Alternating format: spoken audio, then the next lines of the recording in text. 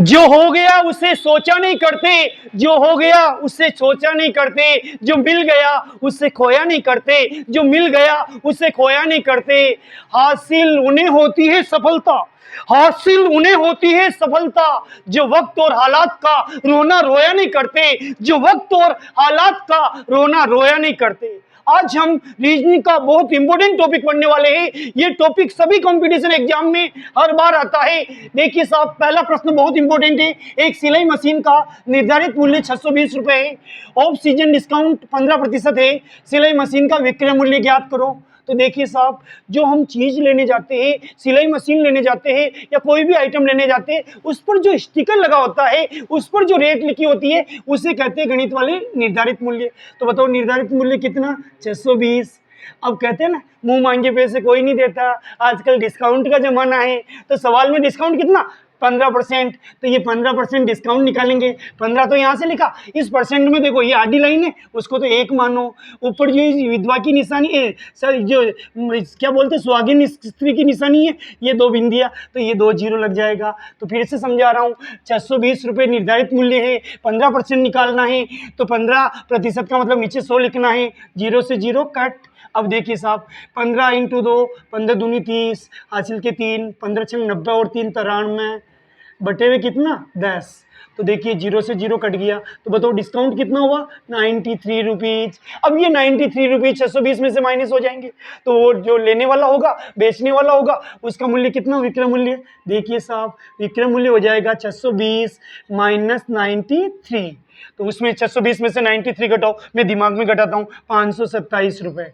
ये सिलाई मशीन का विक्रय मूल्य हो जाएगा। कुछ समझ में आया? देखिए मेरे बेटे, इसमें मूल्य दे रखा है, स्टिकर वाला लिखा हुआ, छपा हुआ 620, डिस्काउंट दिया जा रहा है, जमाना ही डिस्काउंट का है, 15%। तो 15/100 हो जाएगा, 0 से 0 कट जाएगा। फिर 15 को 62 से गुणा करेंगे, 930 आएगा। फिर ऊपर वाला जीरो नीचे वाले जीरो से सेटिंग कर लेगा, कितना रहेगा? 93। अब ये 93 माइनस हो जाएगा 620 में से, 527 रुपये सिलाई मशीन का विक्रय मूल्य आ जाएगा। अगला प्रश्न है साहब, बहुत इंपॉर्टेंट है मेरे बच्चों, हर साल एग्जाम में आता है। यदि किसी संख्या के 1/3 व 1/5 का योग 64 है, तो वह संख्या ज्ञात करो। तो देखिए, जब भी संख्या ज्ञात करते हैं ना, उस संख्या को x मानते हैं। साबुन में सबसे अच्छी होती है लक्स, और संख्या में सबसे अच्छी होती है x। तो देखिए यहाँ x लिखेंगे, x/3, ये योग का चिन्ह होता प्लस, यहाँ x लिखेंगे x/5। ये अब इन दोनों का योग कितना देगा? 64।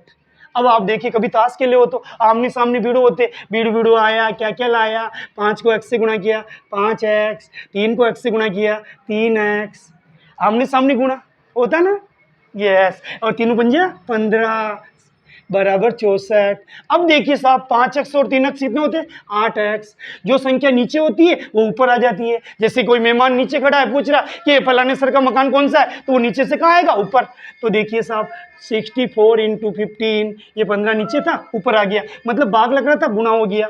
हमें चाहिए x का मान, x के पीछे जो भी है वो नीचे आ जाएगा। 64 × 15 बटे हुए 8, 8 एकम 8, 8 अटी 64। अब 15 को 8 से गुणा करिए, 120 ये 120। तो बताओ वो संख्या कितनी आ गई? 120।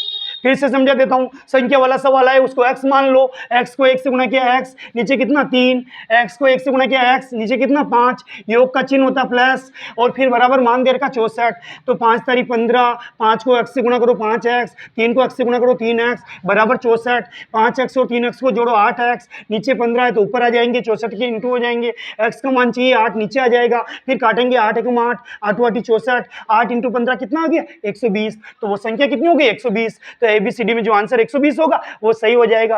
अगला प्रश्न है साहब, एक परीक्षा में कुल छात्रों के 78% पास हुए, ठीक है रिजल्ट है। आजकल तो और ज्यादा रह रहा, 19, 95, हमारे टाइम पे तो 40, 45, 50 पे बच्चे खुश हो जाते थे, अब तो बहुत ज्यादा रिजल्ट रह रहा है। एक परीक्षा में कुल छात्रों में 78% पास हुए, यदि कुल फेल छात्रों की संख्या 176 थी और 34% छात्रों को प्रथम श्रेणी मिली, बढ़िया बात है। तो कितने छात्रों को प्रथम श्रेणी मिली? तो देखिए, छात्रों वाला सवाल आए तो आपको छाता नहीं ओढ़ना, छात्रों की संख्या को कितना मानना? 100। तो माना कि छात्रों की संख्या कितनी है साहब? माना कि छात्र बराबर 100। अब उसमें से पास कितने हुए? ये लो साहब, पास होने वाली मिठाई लाएंगे आज, 78% पास हो गए। तो फेल कितने हो गए? दिमाग लगाओ, 100 में से 78 पास है, जो बचे जो फेल 100 माइनस 78 बराबर 22 फेल हो गए हैं। जो फेल हो गए उनका खेल खत्म। तो देखिए साहब 22 फेल होते हैं तो कुल छात्र कितने 100 मान्य थे, तभी तो 22 फेल हुए। 22 फेल है तो कुल छात्र बताइए कितने माने थे 100। अब सवाल में कितने फेल हो रहे हैं देखो, फेल छात्रों की संख्या 176, तो यहाँ लिखेंगे इसीलिए 176 फेल हो रहे हैं। तो कुल छात्र कितने हो जाएंगे, देखो मेरे बेटे चूकी वाले सवाल बचपन में किए होंगे, ये इधर 100 ऊपर आके सो जाएगा, ये इधर 22 नीचे सो जाएगा, और इधर किससे 176 सवाल से लिखा। अब आपको मैं एक जानकारी दूं, जब भी 22 नजर आए अपनी बाई को याद करना। आपकी बाई भी कभी 11 साल की थी तो 11 दूनी 22, 11 एकम 11, 6 बच्चे 66 हो गए, 11 छंग 66, 2 एकम 2, 2 8 16, 100 को 8 से गुणा करेंगे 800। तो बताइए कुल छात्र कितने 800। इसका मतलब स्कूल बड़ी स्कूल दिखती है, बहुत बड़ी स्कूल है साहब, बच्चे भी शैतान होंगे, 800 बच्चे हैं साहब।